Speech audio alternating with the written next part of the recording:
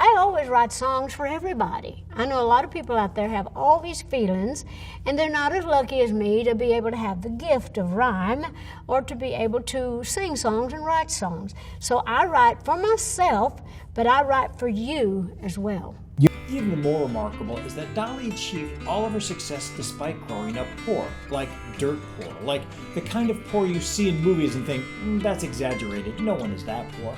Yeah, Dolly Parton was that poor. And the fact that she not only came out of that poverty to become a massive success in multiple fields and still be a super good person and a total icon is even more remarkable. So let's take a look at the life and times of Ms. Dolly Parton. Dolly Parton was born on January 19, 1946 in Locust Ridge, Tennessee, and those early years were beyond rough. Her origin story is the stuff country songs are made of. Growing up in a tobacco farming family in rural Appalachia, she was one of 12 children living in a one-room cabin, and money, or lack thereof, was always an issue for her family.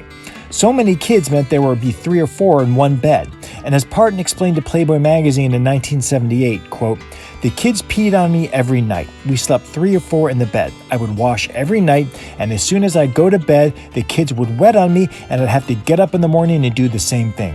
Shockingly, they were so poor that Dolly didn't even seem to mind, saying, quote, "That was the only warm thing we knew in the wintertime. That was almost a pleasure to get peed on because it was so cold." Summers weren't much better as the children had to wash themselves in a nearby river using homemade soap. And because the family was so big, Dolly had to learn to take care of herself and her younger siblings at an incredibly early age. My mother, through the years when we were born, since there were so many of us, used to say, "This one's going to be your baby," Parton said. That just meant that you got to take extra care of it. You have to get up with it at night and rock it back and forth. And when Dolly was just 9 years old, she lost her baby, her little brother Larry Parton, who tragically passed away as a newborn. Luckily, Dolly came from a musical family, and her first exposure to music came from family members, including her mother, who sang and played guitar. At an early age, she also learned about music while performing in church. Parton received her first guitar from a relative. She can actually play at least 9 different instruments, including the fiddle, the dulcimer, the mandolin, the banjo, and the pan flute. Very quickly, she began to pen her own tunes, and at the age of 10, Dolly started performing professionally, appearing on local television and radio shows in Knoxville. In 1959, at the age of 13, Dolly Parton recorded her first single. Johnny Cash introduced her to the stage at the Grand Ole Opry, and Parton's performance was so popular that she earned 3 encores. Yes, 3. The day after she graduated high school, she moved to Nashville with the hopes of making it as a country singer.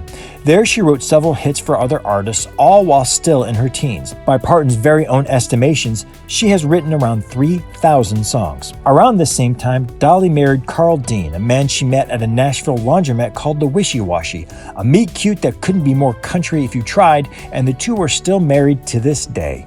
Well, Parton's singing career really started to take off in 1967 when she partnered with Porter Wagoner on The Porter Wagoner Show.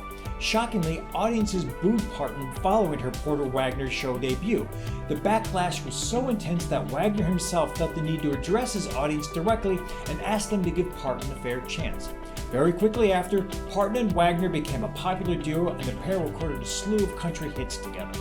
Parton's early song subjects included suicide, miscarriage, alcoholism, drug addiction, homelessness, incarceration, murder, and even arson, which was a definite 180 from her own positive and upbeat demeanor. She also focused many of her songs on women being treated badly by men and the consequences of these toxic relationships, again a definitive 180 to her own happy marriage. But even more importantly, all of those songs were 100% owned by Dolly outright, an astonishing achievement for any artist just starting out.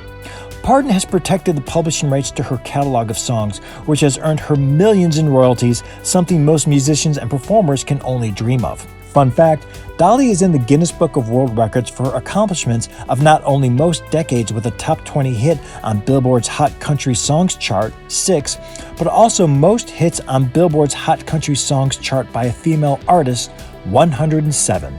Dolly stayed on the Porter Wagoner Show and continued to record with him as a duo until 1973, when she decided to strike out on her own. Though Porter Wagoner was one of the most influential men in her life, helping her fuel her career, the singer had bigger plans.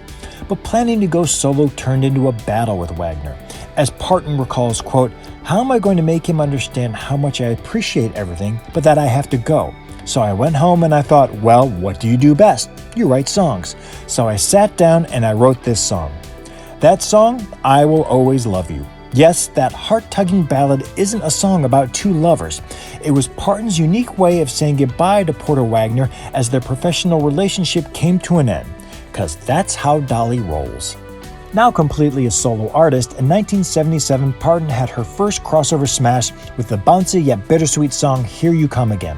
The song reached the top of the country charts as well as number 3 on the pop charts and also marked the singer-songwriter's first Grammy Award.